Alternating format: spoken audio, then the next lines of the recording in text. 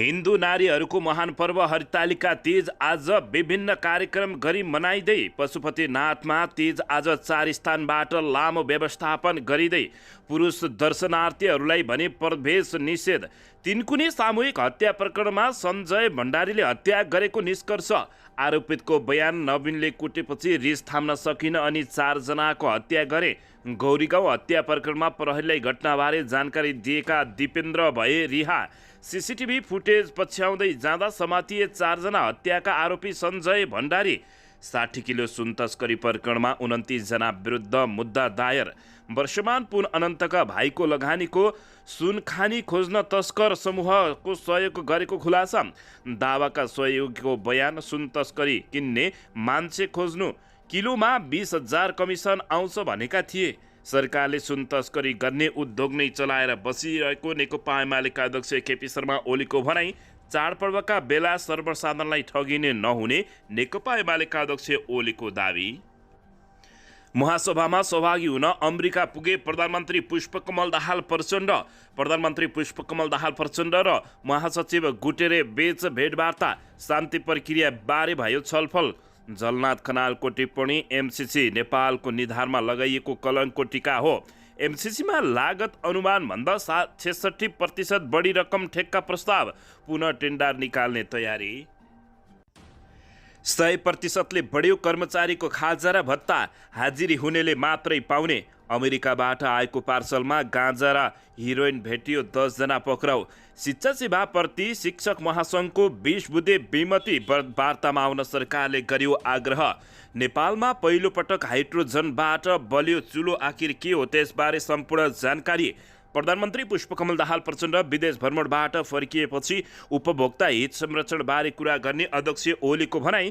पूर्व उपराष्ट्रपति पुनका छोरा दिपेश पुनको कागज दावालाई चिन्छु, आपराधिक कार्यालयमा संलग्न छैन। सुनसरीमा 2 महिलाको विवश हत्या, 1 जना परे पक्राउ। काठमाडौँ महानगरपालिकाले भन्यो भोलि असोज 2 गते बिदा छैन। शान्ति प्रक्रियालाई निष्कर्षमा पुर्याउन नेपाल तयार रहेको परराष्ट्र मन्त्री एनपी साउदको भनाई। र मन्त्री परिषदको निर्णय, विश्व बैंकको 60 लाख अमेरिकी डलर स्वीकार। पहिचान पक्षधरले आन्दोलनको तयारी गरेपछि विराटनगरमा 2 महिने निषेधाज्ञा जारी। अब हेर्नुहोस् पुरा समाचार।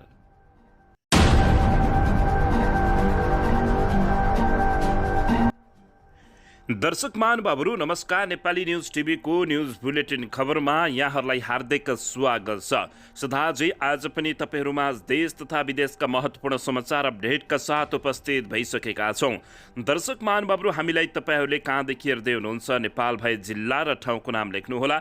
यदि विदेशमा हुनुहुन्छ भने आफू रहेको देशको नाम पनि लेख्न नभुल्नुहोला। र हाम्रो च्यानल नेपाली न्युज टिभीलाई अहिलेसम्म पनि सब्सक्राइब गर्नुभएको छैन भने सब्सक्राइब गर्नुहोला, साथै सँगै रहेको बेल आइकन दबाउन पनि नभुल्नुहोला। आउनुहोस् दर्शक महानुभावहरू, आजको पहिलो तथा विशेष खबरतर्फ लागौँ। दर्शक महानुभावहरू, हिन्दू नारीहरूको महान पर्व हरितालिका तीज आज अटल सौभाग्यको कामना गरी मनाइँदैछ। विवाहित महिलाहरूले श्रीमानको दीर्घायुको कामना गर्दै तीजको व्रत बसी मनाउने प्रचलन रहेको छ।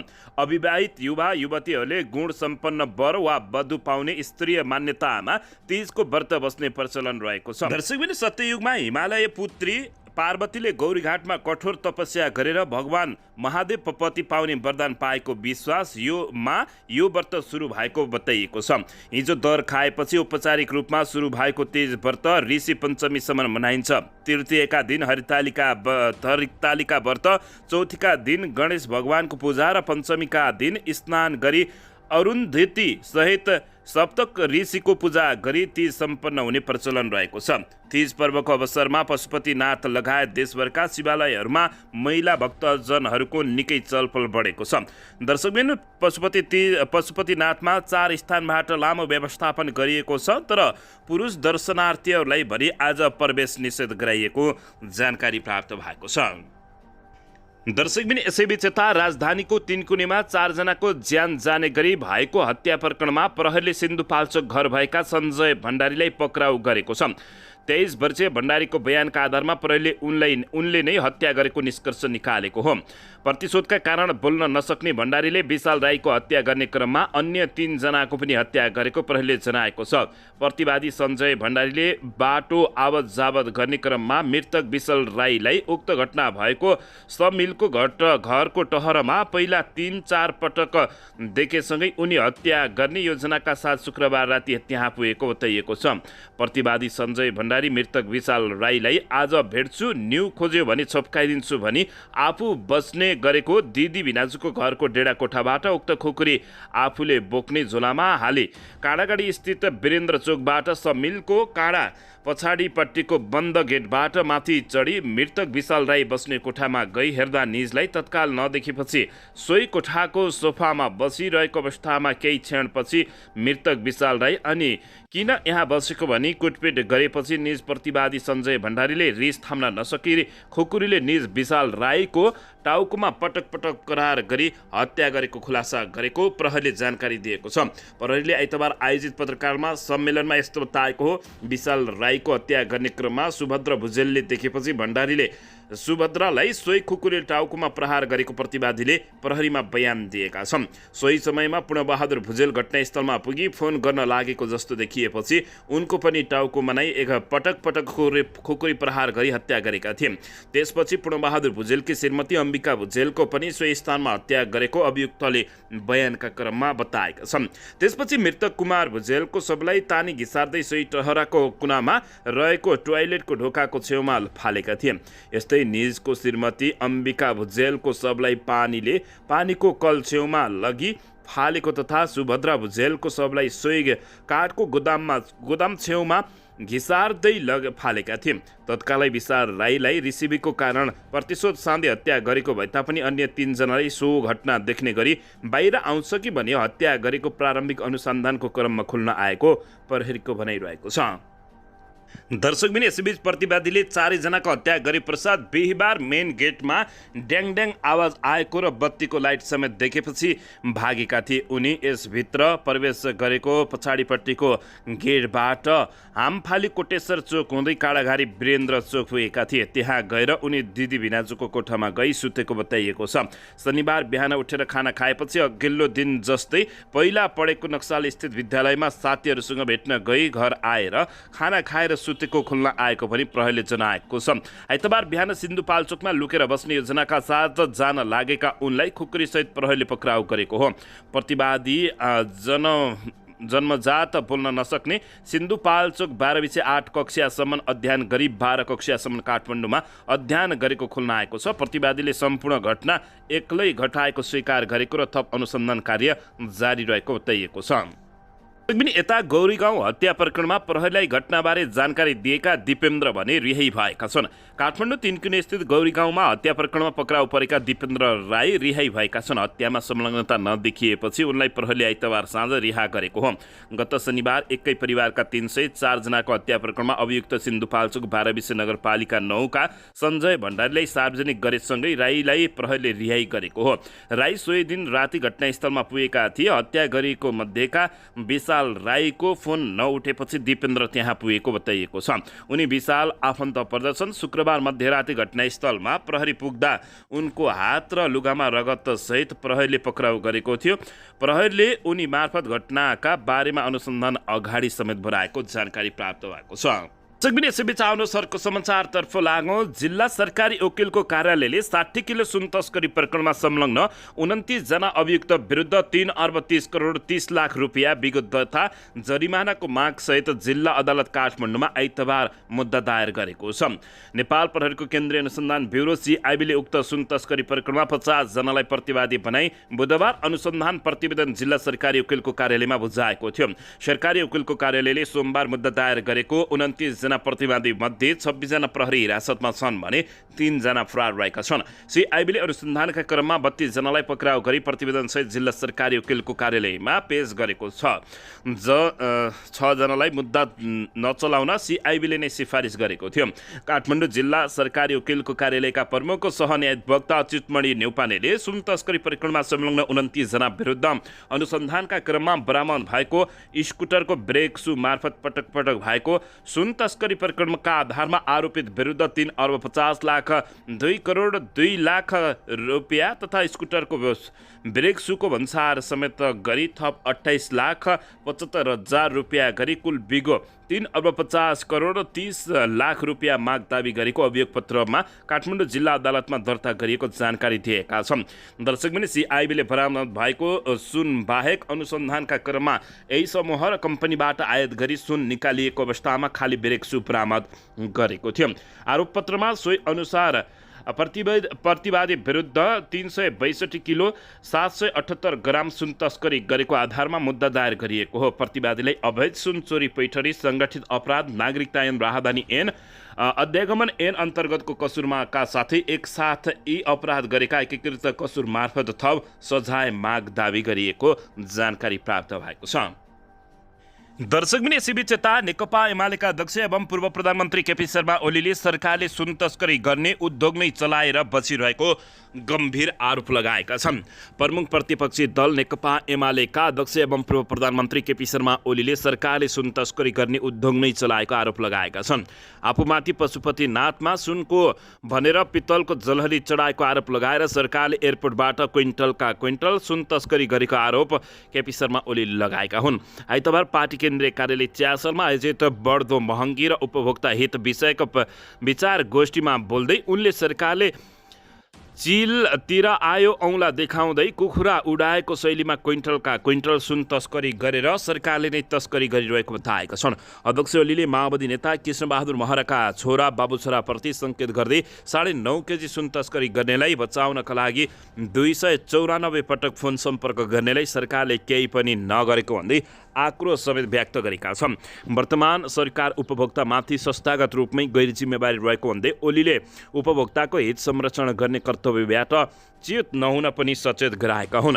उनले भने उपभोक्तामाथि संस्थागत रूपमै राज्य गैर जिम्मेवारी छ र राज्यको माथिल्लो तहदेखि कार्यकारिणीको माथिल्लो तहदेखि नै यस प्रकरणका कामहरू भइराखेका छन्। 9.5 केजी सुन पक्राउ पर्यो, त्यो कहाँ गयो के भयो अत्तो पत्तो छैन उनले भनेका छन्। यसैबीच र बजारले त्यसलाई सामान्य रूपमा लिएको छ। नेपाली समाजले 9.5 केजी सुन भन्सारमा पक्राउ पर्यो त्यो अल्पत्र छ। यसैबीच सरकारले सुन तस्करी गर्ने उद्योग नै चलाएको केपी शर्मा ओलीले आरोप लगाएका छन्। दर्शकबिन यसैबीच यता वर्षमान पुन अनन्तका भाइको लगानीको सुनखानी खोज्न तस्करका समूहको सहयोग भएको खुलासा भएको छ। नेकपा माओवादी केन्द्रका नेता तथा पूर्व मन्त्री वर्षमान पुनका भाइ लगानीकर्ता रहेको सुनखानी खोजीमा सुन तस्कर समूहले सघाएको खुलासा भएको छ। 60.5 किलो सुन ग्राम तस्करी संलग्नहरू पूर्व अर्थमन्त्री वर्षमान पुनको पारिवारिकता लागि भएको सुनखानी खोज तलासको सम्भाव्यता अध्ययनका लागि रोल्पा पुगेको खुलासा भएको छ। सुन तस्करीमा व्यवस्थापकीय भूमिकामा देखिएका तिब्बती मूलका बेल्जियमका नागरिक दावा छिरिङ नै बयानमा यो विषय स्वीकार गरेको जिल्ला अदालत काठमाडौँमा भदौ 31 गते दर्ता अभियोग पत्रमा उल्लेख गरिएको छ। दर्शक महानुभावहरू, यो टोली हेलिकप्टर चार्टर गरेर रोल्पा पुगेको र 4-5 दिन बसेर फर्किएको पनि दावाले बताएका छन्। आगो भनिने चिनिया नागरिक वेङ जिङले चिनियाबाटै 3 जना विशेषज्ञ झिकाएर सम्भाव्य अध्ययनका लागि रोल्पा लगेका हुन्। यो टोलीसँग दावा समेत रहेका थिए। त्यही क्रममा वेङले आफूलाई बिस्कुट आकारको सुनको फोटो देखाएर किन्ने ग्राहक खोजीमा 20,000 रुपियाँ कमिसन दिने बताएको पनि दावाले बयानमा खुलासा गरेका छन्। दावाको मोबाइलमा फोटो पनि भेटिएको थियो। यद्यपि दावासँग वेङको पुरानै चिन्जान रहेको प्रहरीको भनाइरहेको छ। दर्शक महानुभाव, अन्ततः वर्षमान पुनन्तका भाइको लगानीको सुनखानी खोज्न तस्करहरूको समूहले सहयोग गरेको खुलासा भएको छ। दावाका सहयोगीले बयान दिँदै सुन किन्ने मान्छे खोज्नु, किलोमा 20,000 कमिसन आउँछ भनेर भनेको समेत अपराधीहरूले खुलासा गरेका छन्। दर्शकबिन यसैबीच यता प्रधानमन्त्री पुष्पकमल दाहाल प्रचण्ड अमेरिका पुगेका छन्। संयुक्त राष्ट्र सङ्घको महासभामा भाग लिन उनी अमेरिका पुगेका हुन्। प्रधानमन्त्री पुष्पकमल दाहाल प्रचण्डलाई आइतबार जोन एनएडी अन्तर्राष्ट्रिय विमानस्थलमा संयुक्त राष्ट्र सङ्घका लागि नेपालका स्थायी प्रतिनिधि लोकबहादुर थापा लगायतले स्वागत गरेको प्रधानमन्त्रीको निजी सचिवालयले जानकारी दिएको छ। संयुक्त राष्ट्र सङ्घको महासभामा भाग लिन प्रधानमन्त्री प्रचण्ड शनिबार त्रिभुवन अन्तर्राष्ट्रिय विमानस्थलबाट अमेरिका टिका प्रस्ताव गरेका थिए। आगामी असोज 4 गते प्रधानमन्त्री प्रचण्डले राष्ट्रसङ्घको महासभालाई सम्बोधन गर्ने कार्यसूची रहेको परराष्ट्र मन्त्रालयले जानकारी दिएको छ। परराष्ट्र मन्त्रालयले दिएको कार्यसूची अनुसार महासभाको आम बहसमा विश्वको पुनर्निर्माण र विश्वव्यापी एकताको पुनर्निर्माण 2030 एजेन्डा र यसको दिगो लक्ष्यमा सबैका लागि शान्ति समृद्ध प्रगतिका लागि द्रुत कार्य शीर्षकमा प्रधानमन्त्री प्रचण्डले सम्बोधन गर्ने समेत जानकारी प्राप्त भएको छ। दर्शक महानुभावहरू, यसै बीचमा प्रधानमन्त्री प्रचण्ड र महासचिव गुटेरो बीच भेटवार्ता भएको छ। शान्ति प्रक्रियाबारे छलफल भएको हो। संयुक्त राष्ट्र सङ्घको 78औं महासभामा भाग लिन आइतबार अमेरिका पुगेका प्रधानमन्त्री पुष्पकमल दाहाल प्रचण्ड र सङ्घका महासचिव एन्टोनियो गुटेरो बीच भेटवार्ता भएको छ। दुईजना बीच न्युयोर्क स्थित राष्ट्रसङ्घको कार्यालयमा भेट भएको बताइएको छ। प्रधानमन्त्री दाहालले गुटेरोसँग भएको भेट भएकोमा खुसी व्यक्त गरेका छन्। उनले गुटेरोसँग नेपालको शान्ति प्रक्रिया, शान्ति सेना, जलवायु परिवर्तन, दिगो विकासका लक्ष्यहरू लगायतका विषयमा छलफल भएको जानकारी दिएका छन्। नेपाल र संयुक्त राष्ट्रसङ्घको सहकार्यलाई थप सुदृढ गर्न दुईजना सहमत भएको पनि प्रधानमन्त्री पुष्पकमल दाहाल प्रचण्डको भनाइरहेको छ। प्रधानमन्त्री प्रचण्ड शनिबार साँझ न्युयोर्क प्रस्थान गरेका थिए। प्रधानमन्त्री दाहालले आगामी 4 असोज गते महासभालाई सम्बोधन गर्ने कार्यक्रम रहेको परराष्ट्र मन्त्रालयले जानकारी दिएको छ। विश्व समुदायको विश्वास पुनः जागृत गर्ने कार्यक्रम शान्ति, समृद्धि र सबैको दिगोपनको निमित्त यस्तो गरिएको बताइएको छ। दर्शकबिन, यसैबीच यता नेकपा यसका सम्मानित नेता झलनाथ खनालले एमसीसी नेपालको निधारमा लगाइएको कलङ्कको टीका भएको बताएका छन्। एकीकृत समाजवादी पार्टीका सम्मानित नेता एवं पूर्व प्रधानमन्त्री झलनाथ खनालले मुलुकलाई विदेशीको क्रीडास्थल बनाउन खोजिएको भन्दै आक्रोश व्यक्त गरेका छन्। काठमाडौँमा समाजवादी सहकारी सङ्गठनको प्रथम स्थापना दिवसलाई सम्बोधन गर्ने क्रममा पूर्व प्रधानमन्त्री झलनाथ खनालले दुईतिरका ठूला छिमेकीले पनि आफ्नो स्वार्थ स्थापनाको प्रयास गरेको र एउटा टाढाको देशले नेपालीको आस्थालाई किन्ने कोसिस गरिरहेकोले आरोप लगाएका छन्। धरानमा देखेको घटनाले देशैभरि फैलाउने कोसिस भइरहेका आशंका छन्। अहिले पनि हाम्रो देशमा अमेरिकी सेना आएर ट्रेनिङ गरिरहेका छन्। यो कार्यक्रम भइरहँदा पनि घनीभूत रूपले यो प्रकारको जुन अवस्था सृजना हुँदैछ, यो दुःखद कुरा होइन, सुखद कुरा होइन। उनले भने हाम्रो देशलाई विभिन्न कारणले चाहिँ प्रयोग गर्न खोजिँदैछ। उनले भने यो शान्त देश, यो बुद्धको देश, तपाईँ हामी सबै शान्तिप्रिय जनता हौँ। हामी शान्ति चाहन्छौँ, हामी कसैसँग लड्न चाहँदैनौँ। हामीले हाम्रो देश स्वतन्त्र राख्न चाहन्छौँ, सार्वभौम सत्ता सम्पन्न बनाउन चाहन्छौँ। हिजो गरिएका असमान सन्धि हामी रद्द गर्न चाहन्छौँ। एमसीसी नेपालको निधारमा लगाइएको कलनको टीका भएको पूर्व प्रधानमन्त्री झलनाथ खनालको भनाइरहेको छ। दर्शकबिन, यता भने एमसीसी कार्यान्वयन हुँदा नहुँदै नेपाललाई कंगाल बनाउने र भ्रष्टाचार गर्न सुरु भइसकेको छ। एमसीसीमा लागत अनुमानभन्दा 66% बढीमा ठेक्का प्रस्ताव भएपछि पुनः टेन्डर निकाल्ने तयारी गरिएको छ। दर्शकबिन, मिलेनियम च्यालेन्ज कर्पोरेसन एमसीसीको प्रसारण लाइन परियोजनाको टेन्डर नै रद्द गर्ने तयारी गरिएको छ। सो टेन्डरमा सबैभन्दा कम प्रतिशत नै लागत अनुमानभन्दा 66% उच्च भएपछि सो रद्द गर्ने तयारी गरेको मिलेनियम च्यालेन्ज एकाउन्ट नेपालका एक बोर्ड सदस्यले जानकारी दिएका छन्। अर्थमन्त्री डाक्टर प्रकाशन महतले पनि ठेकदारहरूले परियोजना निर्माणका लागि अस्वाभाविक रूपमा उच्च मूल्य प्रस्ताव गरेको र त्यसमा मिलिमत्तो भएको हुन सक्ने बताएका थिए। निर्माण कम्पनीहरूले अलि धेरै नै रकम प्रस्ताव गरेका छन्। त्यसको किनभने अध्ययन भइरहेको छ, तर यसमा मिलिमत्तो भएको हो कि भन्ने हाम्रो आशंका छ। उनले भने त्यसो भएको रहेछ भने पुनः टेन्डरमा जानुपर्ने हुन सक्दछ। एमसिए नेपालको सञ्चालक समितिका अध्यक्ष समेत रहेका अर्थ सचिव अर्जुन पोखरेलले पनि यो परियोजनामा पुनः टेन्डर खुलाउन सक्ने विषयलाई अस्वीकार गरेनन्। लागत उच्च प्रस्ताव भएको खण्डमा निर्माण कम्पनीहरूसँग वार्ता गरेर सीमाभित्र ल्याउने वा पुनः टेन्डर गर्ने दुई विकल्प हुन्छ। नेपालको कानुन र एमसिसी सम्झौतामा पनि त्यही कुरा उल्लेख गरिएको छ। त्यो हुँदा पुनः टेन्डर पनि हुन सक्छ। पोखरेलले भने पुनः टेन्डरमा जानुपर्ने भयो भने पनि परियोजना कार्यान्वयनलाई समयभाव नहुने उनले बताएका छन्। परियोजनाको निर्माणको काम 1 वर्षपछि मात्रै सुरु हुने हो, त्यसो हुँदा यसले समस्या पर्दैन, सचिव पोखरेलले भनेका छन्। दर्शक महानुभाव, यसबारे तपाईँहरूले के भन्न चाहनुहुन्छ? देशलाई कसरी बर्बाद पार्न सकिन्छ भन्ने भ्रष्टाचारीहरू र अपराधी मानसिकता भएका मानिसहरू लागिरहेका छन्। दर्शकबिन यसैबीच यता 100%ले कर्मचारीको खाजा भत्ता बढेको छ। हाजिरी हुनेले मात्रै फेरि पाउने भएका छन्। कोशी प्रदेश सरकारले प्रदेश मातहतका कार्यालयका सबै कर्मचारीहरूलाई दैनिक 200 रुपियाँ खाजा भत्ता दिने निर्णय गरेको छ। अघिल्लो वर्ष दैनिक 100 रुपियाँका दरले दिएको खाजा भत्ता चालु आर्थिक वर्षमा विद्युतीय हाजिरीको अभिलेख अनुसार दैनिक 200 पुर्याएको हो।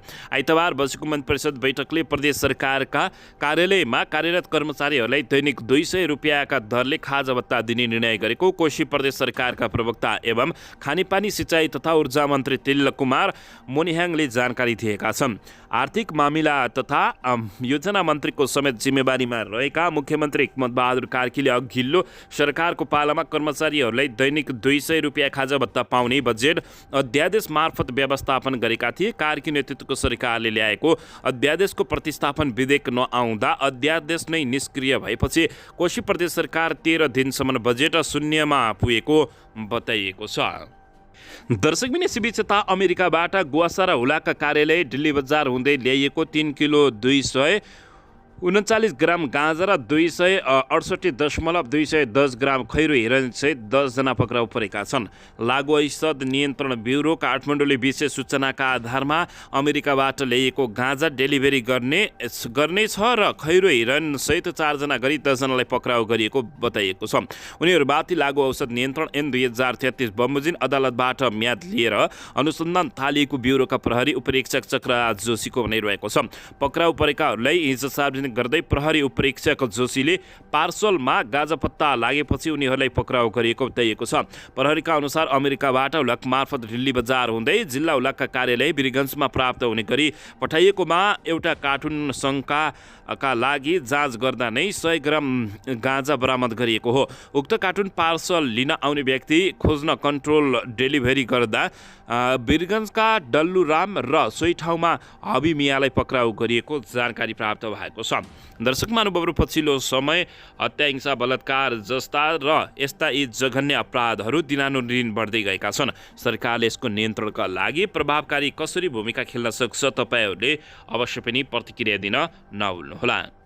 दर्शकबिन यसैबीच यता संसदमा दर्ता भएको शिक्षा विधेयकप्रति नेपाल शिक्षक महासङ्घले 20 बुँदे विमति राखेको छ। महासङ्घले शिक्षा विधेयकमा उल्लेख भएका विषयमा विमति जनाउँदै आगामी असोज 3 गतेदेखि देशभरका विद्यालय बन्द गराएर शिक्षकहरूलाई काठमाडौँमा केन्द्रित आन्दोलनमा ल्याउने घोषणा गरिसकेको छ। महासङ्घले शिक्षक स्थायी नियुक्तिदेखि निजी विद्यालयसम्मका शिक्षकहरूको माग र मुद्दा विधेयकमा सम्बोधन गर्नुपर्ने माग राखेको छ। शिक्षा विज्ञान तथा प्राविधि मन्त्रालयले शिक्षक महासङ्घलाई आन्दोलनका कार्यक्रम स्थगित गरेर वार्तामा आउन आग्रह गरेको छ। विद्यालय बन्द लगायतका आन्दोलनका कार्यक्रम फिर्ता लिएर वार्तामा आउन आग्रह गरेको शिक्षा सचिव सुदेश अधिकारीले जानकारी दिएका छन्। शिक्षा विधेयकप्रति शिक्षक महासङ्घले 20 बुँदे विमति जनाउँदै वार्तामा आउन सरकारले आग्रह गरेको छ। दर्शकबिन यसैबीच यता नेपालमा पहिलो पटक हाइड्रोजनबाट चुलो बलेको बताइएको छ। घर घरमा खाना पकाउने इन्धनको रूपमा हाइड्रोजनको प्रयोग गर्न नेपाल सफल भएको छ। नेपाल, बेलायत र स्विजरल्यान्डका 1 दर्जनभन्दा बढी वैज्ञानिकहरूले 18 महिनादेखि गरिरहेको प्रयोग आइतबार सफल भएको काठमाडौँ विश्वविद्यालय हाइड्रोजन ल्याबले जनाएको छ। नयाँ ढङ्गबाट डिजाइन गरिएको चुलोमा हाइड्रोजन इन्धन प्रयोग गरेर 7 मिनेटमा खाजा पकाइएको विश्वविद्यालयका हाइड्रोजन ल्याब प्रमुख बिरज सिंह थापाले बताएका छन्। नेपाल इनर्जी फाउन्डेसनको नेतृत्वमा सुरु भएको पाइलट परियोजना काठमाडौँ विश्वविद्यालय, बेलायतको इनर्जी क्याटलिस्ट कार्यक्रम र लुआन्स school of engineering and architecture Scotland स्विजरल्यान्डको सहयोगमा आइतबार सफल परीक्षण भएको जानकारी प्राप्त भएको छ। नेपालमा 1.5 वर्षदेखि भइरहेको अध्ययनले हाइड्रोजन इन्धनको प्रयोगमा ब्रेकथ्रु भएको छ। सम्भवतः हामी पहिलोपटक नेपालमा हाइड्रोजन स्टेभ बनाउन पनि सफल भएका हौँ। थापाले भने नेपालमा अथाह सम्भावना भएको हाइड्रोजन अब घर घरमै खाना पकाउने ग्यासको विकल्पमा प्रयोग गर्न सकिन्छ भन्ने सन्देश दिन अध्ययनमा सफल भएकोले बताएका छन्।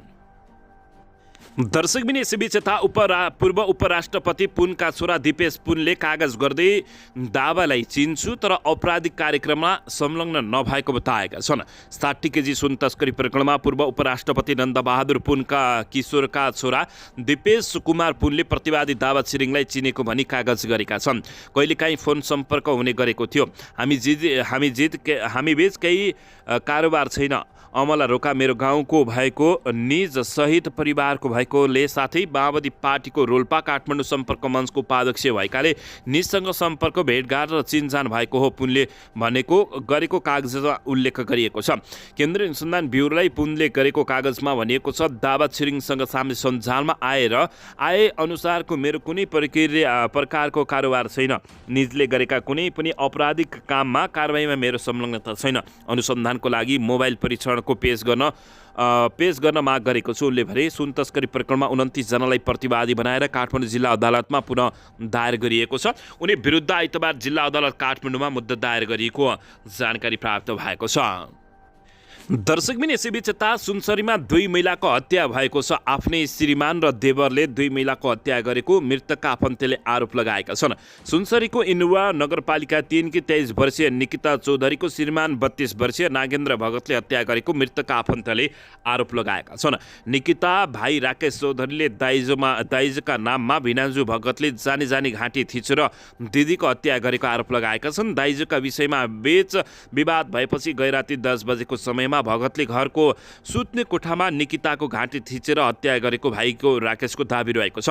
निकिता र भगतको विवाह भएको 21 महिना भएको थियो। भगतले विवाह गरेको 21 महिनापछि थप दाइजो ल्याउन निकितालाई दबाब दिएर यातना दिने गरेको भाइ राकेशको भनाइरहेको छ। निकिताको मृत्यु पश्चात माइती पश्चातले दाइजोको न्युमा निकिताको हत्या गरेको भन्दै जिल्ला प्रहरी कार्यालय सुनसरीमा कर्तव्य ज्यान सम्बन्धी जाहेरी दिएका छन्। सुनसरीका प्रहरी प्रमुख एसपी विपिन रेग्मीले माइती पक्षको जेरीका आधारमा आरोपित भगतलाई पक्राउ गरी घटनाको अनुसन्धान थालिएको बताइएको छ। उनको शव पोस्टमार्टमका लागि कोशी अस्पताल विराटनगर पठाइएको बताएका छन्। निकिताकी आफन्त शर्मिला चौधरीले निकिताको शरीरभरि नीलडाम र घाँटीमा गम्भीर चोट भएको समेत बताइएको छ। भगतले रातको समयमा घरमा केही नभएको बेला श्रीमती निकितालाई कुटपिट गरी घाँटी थिचेर हत्या गरेको माइती पक्षको आरोप रहेको छ। उनीहरूको विवाहमा निकिताका माइतीले 35 लाख नगद 10 तोला सुन र 80 तोला चाँदी उपहार दिएको बताइएको छ। दर्शकबिन यसैबीच यता काठमाडौँ महानगरपालिकाले असोज 2 गते बिदा छैन भनेको छ। काठमाडौँ महानगरपालिकाले असोज 2 गते मङ्गलबार कुनै पनि प्रकारको बिदा नरहेको बताएको छ। महानगरपालिकाबाट प्रकाशित भित्तिपात्रमा असोज 2 गते ऋषि पञ्चमीको दिन महिला कर्मचारीहरूलाई बिदा रहेको उल्लेख भए पनि उक्त दिन बिदा नभएको महानगरपालिकाले जानकारी दिएको छ। दर्शकबिन यसैबीच यता कोशीको मुख्यमन्त्री कार्यालय र प्रदेशसभा बाहिर 2 महिनासम्म प्रदर्शन निषेध गरिएको छ। पहिचान पक्षधारले आन्दोलनको तयारी गरेपछि प्रशासनले विराटनगरका केही स्थानमा निषेधाज्ञा जारी गरेको छ।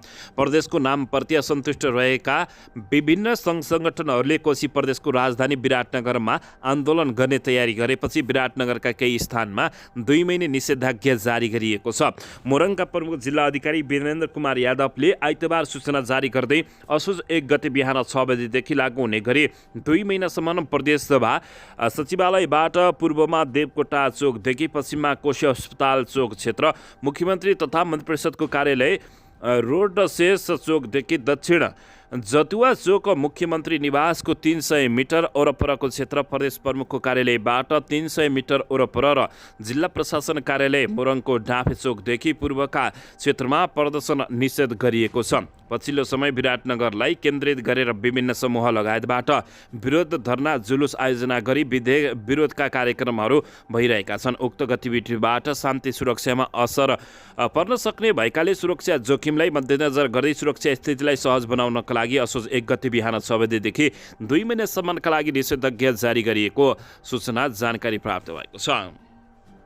दर्शकबिन यसैबीच यता परराष्ट्र मन्त्री एनपी साउदले नेपाल शान्ति प्रक्रियालाई तार्किक निष्कर्षमा पुर्याउन तयार रहेको बताएका छन्। संयुक्त राष्ट्र सङ्घको 78औं महासभा अन्तर्गत राष्ट्रसङ्घीय शान्ति निर्माण आयोग पीबीसीले आयोजना गरेको शान्ति निर्माणमा शिक्षाको भूमिका सम्बन्धी कार्यक्रमलाई सम्बोधन गर्ने क्रममा परराष्ट्र एनपी साउदले सम्बोधन गरेका हुन्। मन्त्री साउदले सम्बोधनका क्रममा देशको शान्ति, प्रगति र समृद्धि सुनिश्चित गर्न नेपाल आफ्नो अद्वितीय स्वदेशी र राष्ट्रिय स्वतन्त्र नेतृत्वको शान्ति प्रक्रियालाई तार्किक निष्कर्षमा पुर्याउन नेपाल तयार भएको उनले बताएका छन्। नेपालमा द्वन्द्वपछिको पुनः प्राप्ति, विकास र शान्ति निर्माणमा शिक्षालाई रूपान्तरणको औजारका रूपमा कसरी मद्दत गर्छ भन्ने अनुभव सुनाउँदै पछिल्लो समय नेपालले हासिल गरेका राजनीतिक उपलब्धिहरूबारे जानकारी गराएका छन्। उनले विशेष गरी सन् 2006मा विस्तृत शान्ति सम्झौतामा हस्ताक्षर गरेपछि निर्माण भएको संविधानले लोकतन्त्र, मानव अधिकार, विधिको शासन, व्यक्तिगत स्वतन्त्रता, समावेशी र समानुपातिक प्रतिनिधित्व, महिला सशक्तिकरण, प्रेस स्वतन्त्रता र न्यायपालिकाको स्वतन्त्रताका विषयमा विश्वव्यापी मान्यता प्राप्त मूल्यहरूलाई सुदृढ गर्न मद्दत पुर्याएको समेत बताएका छन्।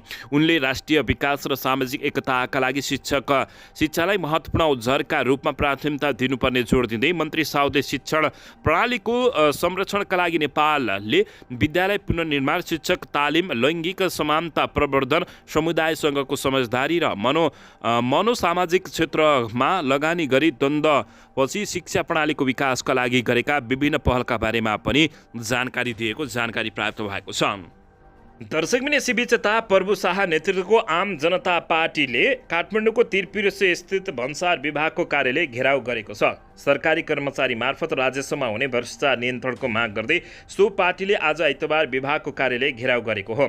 ललितपुरको कुपनडोलबाट जुलुस निकालेर तिरपिरोसे स्थित भन्सार विभाग घेराउ गरेको पार्टीका प्रवक्ता सीबी शाहले बताएका छन्। सोही क्रममा उनीहरूले भन्सार विभागका डीजी मार्फत नेपाल सरकारलाई ज्ञापन पत्र समेत बुझाएको जानकारी प्राप्त भएको छ।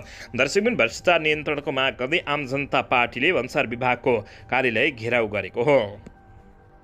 दर्शकबिन यसैबीच यता बाँकेको राप्ती सोनारी गाउँपालिका स्थित पूर्व पश्चिम महेन्द्र राजमार्गमा बम विस्फोट हुँदा खाडल परेको प्रहरीले जनाएको छ। राप्ती सोनारी गाउँपालिका 9 ढकेबरीबाट 2 किलोमिटर पूर्व राजमार्गमा आज बिहान शङ्कास्पद खाडल देखिएपछि प्रहरीले सोधीखोजी गरेको थियो। जिल्ला प्रहरी कार्यालय बाँकेका प्रहरी प्रवक्ता डीएसपी नारायण डागीका अनुसार गैराती बम पड्किएर सडकमा खाडल परेको हो। द्वन्द्वकालमा राखिएको बमको अवशेष पड्किएको देखिन्छ। उनले भने डीएसपी डागीका अनुसार विस्फोटबाट सडकको केही भाग उडेर खाडल परे पनि अन्य कुनै क्षति भएको छैन। अहिले सडक विभागले खाडल पुरिरहेको छ भने राजमार्गमा सवारी साधन चलिरहेको जानकारी प्राप्त भएको छ। दर्शकबिन यसैबीच यता चिकित्सकमाथि कुटपिटको विरोधमा देशभरका चिकित्सकहरूले आकस्मिक बाहेकका सेवा सबै ठप्प पारेपछि सरकारसँग वार्ता भइरहेको छ। स्वास्थ्य तथा जनसङ्ख्या मन्त्रालयले गठन गरेको 5 सदस्यीय वार्ता टोलीले आन्दोलनरत नेपाल चिकित्सक सङ्घका प्रतिनिधिसँग वार्ता गरेको हो। अतिरिक्त स्वास्थ्य सचिव डाक्टर विकास देवकोटाको संयोजकत्वमा गठित सरकारी वार्ता टोलीमा प्रधानमन्त्री तथा मन्त्रिपरिषदको कार्यालय, गृह मन्त्रालय, कानुन न्याय तथा संसदीय मामिला मन्त्रालय र स्वास्थ्य तथा जनसङ्ख्या मन्त्रालयका सहसचिव रहेको जानकारी प्राप्त भएको छ। स्वास्थ्य मन्त्रालयमा आइतबार दिउँसो 2 बजेदेखि वार्ता जारी छ। भदौ 27 गते हेटौडाको सन्तो अस्पतालमा डाक्टर विकास थापा र प्रशान्त बिडारीमाथि अस्पतालमा बिरामीको उपचारमा खटिएकै समयमा कुटपिट भएको थियो। नेपाल चिकित्सक सङ्घले डाक्टरमाथि आक्रमण गर्नेलाई कानुनी कारबाहीको प्रक्रिया अगाडि बढाउन दबाब दिँदै आइतबार देशभरका अस्पतालका आकस्मिक सेवा बाहेक सबै ठेप्प पारेको छ, जसका कारण अस्पतालमा पुगेका बिरामी उपचार नभई फर्किनु परेको छ।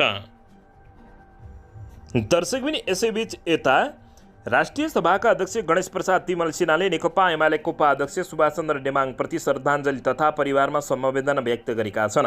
आज बालुवाटार स्थित नेमाङ निवासमा पुगे उनले स्वर्गीय नेमाङप्रति श्रद्धाञ्जली तथा परिवारमा समवेदना व्यक्त गरेको उनका प्रेस सल्लाहकार दुर्गा शर्माको भनाइरहेको छ। पूर्व प्रधानमन्त्री तथा नेकपा एकीकृत समाजवादी पार्टीका सम्मानित नेता जलनाथ खनाल र नेकपा एमालेका महासचिव शङ्कर पोखरेलले पनि आजै नेमाङ निवास पुगी परिवारजनमा समवेदना व्यक्त गरेका छन्। गत सोमबार हृदयघात भई नेमाङको निधन भएको थियो। दर्शकबिन यसैबीच यता सांसदमा दर्ता भएको विद्यालय शिक्षा ऐन 2080 को विधेयक जस्ताको त्यस्तै पारित गर्न नहुने जोड दिएको छ। सांसदहरूले प्रतिबद्धता जनाउँदै विद्यालय शिक्षा विधेयक हुबहु पारित हुन नदिने बताएका हुन्। उक्त विधेयक संविधानको मर्म र भावना विपरीत आएको भन्दै हुबहु पास गर्न नहुने जोड दिएको हो। शिक्षाका लागि राष्ट्रिय अभियान नेपाल एएनसीले आयोजना गरेको कार्यक्रममा सरकारवालाहरूले यस्तो बताएका छन्। सांसदहरूले समेत उक्त विधेयक हुबहु पास हुन नदिने प्रतिबद्धता जाहेर गरेका छन्। सांसदहरूको सबैभन्दा ठुलो दल नेपाली काङ्ग्रेसकी सांसद प्रतिमा गौतमले यो विधेयक हुबहु पारित हुन नदिने वातावरण बनाउने बताएकी हुन्। यो ठिक ट्र्याकबाट लगेर विधेयकलाई ऐनको रूपमा पास गराउन म मेरो व्यक्तिगत तर्फबाट पार्टीको तर्फबाट पहल गर्नेछु, हुबहु पारित हुन नदिने वातावरण बनाउँछु। उनले भनेन् अहिलेको अवस्थामा संविधानमा निःशुल्क शिक्षाको परिकल्पना गरिएको भन्दै विधेयकमा शिक्षालाई महँगो बनाउन खोजिएको भन्दै आवश्यक संशोधन गर्ने बताएकी छन्। नेपाली काङ्ग्रेसकी अर्की सांसद कुसुम थापाले विधेयक यथार्थ अवस्थामा पारित नहुने प्रतिबद्धता जनाएकी छिन्। संसदीय समितिमा प्रत्येक दफावार छलफल गरेर यस अघि बढाउने आधारमा संशोधन गरेर जाने बताएकी हुन्। उनले भने यो ड्राफ्ट मात्र हो, हामीले यसलाई सच्याएर अगाडि बढ्छौँ। प्रत्येक दफामा छलफल गरेर सरकारवालाको सुझावको आधारमा अगाडि बढ्छौँ। उनले भनिन् नेकपा एमालेकी सांसद ईश्वरी घरतीले विधेयकमाथि चौतर्फी विरोध तथा चर्चा चलिरहेको भन्दै आवश्यक संशोधन गरेर अगाडि बढाउने बताएकी हुन्। हामी शिक्षा समितिको तर्फबाट जस्ताको तस्तै पारित गर्ने पक्षमा छैनौँ। धेरै सरकारवाला निकायको ध्यान आकर्षण भएको छ। सरकारवालाको भावना अनुसार अगाडि जान्छौँ उनले बताएका छिन्। दर्शकबिन यसैबीच यता हप्ताको पहिलो दिन शेयर बजार घटेर रताम्य भएको छ। शेयर बजार परिसूचक नेप्से आज आइतबार 42.14 अङ्कले घटेर 1964.91 बिन्दुमा झरेको छ। आज सबै समूहको शेयर घटेकोमा होटल, जलविद्युत, बिमा उत्पादन र व्यापार समूहको शेयर उच्च अङ्कले ओह्रालो लागेको छ। आज सबैभन्दा धेरै मोलुङ हाइड्रो पावर कम्पनीको शेयर 9% भन्दा धेरै र मोन्स्याम हाइड्रो पावर कम्पनी तथा बोलुङ इनर्जी कम्पनीको शेयर 8% भन्दा धेरैले घटेको छ। समग्रमा बजार रताम्य भएको दिन आज सबैभन्दा धेरै शुभम पावर कम्पनीको शेयर 10%ले बढेको छ। बजार रताम्य भए पनि कारोबार रकम भने उकालो लागेको छ। आज 278 वटा कम्पनीका 56,59,हजार किता शेयर कारोबार भएका छन्। 72,400 वटा कारोबारमा 2 अर्ब 2 करोड 84 लाख रुपियाँको शेयर किनबेच भएको छ। सबैभन्दा धेरै एनआइसिआइसिआई ब्याङ्कले 27 करोड 54 लाख र रिलायबल नेपाल लाइफ इन्सुरेन्सको 24 करोड 52 लाख रुपियाँको शेयर खरिद बिक्री भएको छ। दर्शक पनि यसैबीच यता प्रतिनिधि सभाका सदस्य एवं नेपाली काङ्ग्रेसका पूर्व उपसभापति विमलेन्द्र निधिले नेपाली काङ्ग्रेस र नेकपा एमाले मिलेर सरकार बनाउने हल्ला कुनै पनि सत्यता नभएको बताएका छन्। आइतबार जनकपुरधाममा आयोजना गरिएको पत्रकार सम्मेलनमा नेता निधिले गठबन्धनको सरकार 5 वर्ष चल्नेमा कुनै शङ्का समेत नरहेको बताएका छन्। अहिलेको गठबन्धनको सरकार 5 वर्ष चल्छ, त्यसमा कुनै दुविधा नराखी हुन्छ। निधिले भने पहिलो चरणमा प्रचण्डजी, त्यसपछि माधवजी र अन्तिम चरणमा शेरबहादुर देउबाजीले नेतृत्व गर्ने पूर्व सहमति नै छ। त्यसअनुसार सरकारको नेतृत्व परिवर्तन भए पनि गठबन्धनमा हेरफेरको सम्भावना नरहेको निधिले बताएका छन्। पूर्व प्रधानमन्त्री एवं गृहमन्त्री समेत रहेका निधिले नेतृत्व फेरिए पनि गठबन्धनको सरकार रहिरहने बताएका छन्। यसैबीच नेता निधिले सहमति अनुसार सरकारको नेतृत्व फेरिए पनि राजनीतिक स्थायित्वको लागि अहिलेको संसद 5 वर्ष चल्नुपर्ने बताएका छन्। राजनीतिक प्रक्रियामा दलहरू जुट्नु, फुट्नु, मोर्चा बनाउनु लगायतका कुराहरू सामान्य भएको निधिले बताएका छन्। निधिले राष्ट्रपति रामचन्द्र पौडेल आगामी असोज 8 गते जनकपुर धाम आउन लागेको पत्रकार सम्मेलनमा जानकारी गराउँदै जानकी मन्दिरमा पूजा अर्चना गर्न राष्ट्रपति रामचन्द्र पौडेल जनकपुर आउन लागेको बताएका हुन्। दर्शक पनि यसैबीच यता हृदयघातका कारण निधन भएका संविधान सभाका अध्यक्ष सुभाषचन्द्र नेमाङका छोरा सुहाङ नेवाङले पिताले गर्न बाँकी रहेका काम पूरा गर्न पार्टीले आत्मबल दिने विश्वास व्यक्त गरेका छन्। नेकपा एमाले उपाध्यक्ष समेत रहेका नेमाङप्रति श्रद्धाञ्जली अर्पण गर्न बालुवाटार स्थित निवास पुगेका विष्णु पौडेल सहितका नेताहरूप्रति आभार प्रकट गर्दै उनले पिताले गर्न बाँकी काम धेरै रहेकाले ती काम पूरा गर्न पार्टीले आत्मबल प्रदान गर्ने विश्वास व्यक्त गरेका छन्। अधिवक्ता समेत रहेका सुहाङले पिता सुभाषचन्द्र नेमाङको आकस्मिक निधनबाट मुलुक, पार्टी र परिवारलाई ठूलो क्षति भएको, बाँकी सपना पूरा गर्न आफू प्रयत्न रहने समेत बताएका छन्। नेकपा एमालेका प्रमुख सचेतक पदम गिरीले दाहाल दलको तर्फबाट परिवारलाई समवेदना प्रकट गरेका थिए। सुहाङ स्वर्गीय नेमाङका कान्छा छोरा हुन् भने उनी बुबाको राजनीतिमा समेत सहयोगी रहेका थिए। नेमाङका जेठा छोरा भने बेलायतमा बस्छन्। उनी बुबाको निधनपछि आएका हुन्। 2 छोरी मध्ये जेठी सुहाङ दन्त चिकित्सक र कान्छी सुमिया विद्यार्थी रहेकी छिन्। अन्ततः सुभाषचन्द्र नेमाङका छोरा सुवाङले उहाँका बाँकी काम पूरा गर्न पार्टीले हामीलाई आत्मबल दियोस् भनेर यस्तो बताएका छन्। दर्शकबिन यसैबीच यता राष्ट्रिय स्वतन्त्र पार्टी रासपाका सभापति रवि लामिछानेले आफूहरू व्यक्ति र पार्टी बनाउन नभई मुलुकलाई परिवर्तन गर्न हिँडेको बताएका छन्। गोर्खा सदरमुकाममा हिजो शनिबार आयोजित आमसभालाई सम्बोधन गर्दै उनले हामी व्यक्ति र पार्टी बनाउन हिँडेका होइनौँ, मुलुकमा परिवर्तन गर्न हिँडेका हौँ। नेपाली जनताले रासपालाई आशा र भरोसाको पार्टीका रूपमा हेरेको उनले बताएका छन्। देशलाई समृद्ध बनाउने रासपाको अभियान रहेको ताउँदै सभापति रवि लामिछानेले क्षमतावान व्यक्तिलाई राजनीतिमा लिएर जान चाहेको समेत उनले बताएका छन्। पद पाउनका लागि मात्र आउनेलाई पार्टीले स्वीकार नगर्ने र पार्टी त्यस्ता व्यक्तिलाई ठाउँ नभएको उनले बताएका छन्। एउटा युग पर्खेर जनताले आफ्नो पार्टीलाई भरोसा गरेको बताउँदै उनले देश र जनतालाई धोका दिने अधिकार कसैलाई समेत नभएको रवि लामिछानेले बताएका छन्। देश र जनतालाई धोका दिन कसैले पाइँदैन। उनले भने जनतालाई धोका दिने अधिकार कसैलाई नभएको बताएका हुन्। हामी व्यक्ति र पार्टी बनाउन नहिँडेको समेत उनले फेरि दोहोऱ्याएका छन्। दर्शकबिन यसैबीच यता नेकपा एमालेका अध्यक्ष एवं पूर्व प्रधानमन्त्री केपी शर्मा ओलीले बाँचुन्जेल पद नछोड्ने प्रवृत्तिलाई तोड्न चाहन्छु, तर म अझै 20 वर्ष सक्रिय राजनीतिमा लाग्ने नेकपा एमालेका अध्यक्ष ओलीले बताएका छन्। नेकपा एमालेका अध्यक्ष एवं पूर्व प्रधानमन्त्री केपी शर्मा ओलीले आफू अझै 20 वर्ष सक्रिय रहने बताएका छन्। अध्यक्ष ओलीले 20 वर्ष आफू सक्रिय रहन्छु भन्नुको अर्थ देश र पार्टीको नेतृत्व लिइरहन्छु भन्ने नरहेको पनि स्पष्ट पारेका छन्। शनिबार भक्तपुरमा आयोजित विद्यार्थीहरूसँग अन्तर्क्रिया कार्यक्रममा बोल्दै उनले आफू सक्रिय रहेर देश र पार्टीको नेतृत्व गर्नेलाई सहयोग गर्ने बताउँदै त्यस अवसरमा अध्यक्ष ओलीले बाँचुन्जेल पद नछोड्ने प्रवृत्तिलाई आफूले तोड्न चाहेको समेत बताएका छन्। बाँचुन्जेलसम्म पद छोड्न नखोज्ने, पदमै टाँसिन खोज्ने प्रवृत्तिलाई आफूले आफ्नो व्यवहारबाट तोड्न चाहेको उनको भनाइरहेको छ।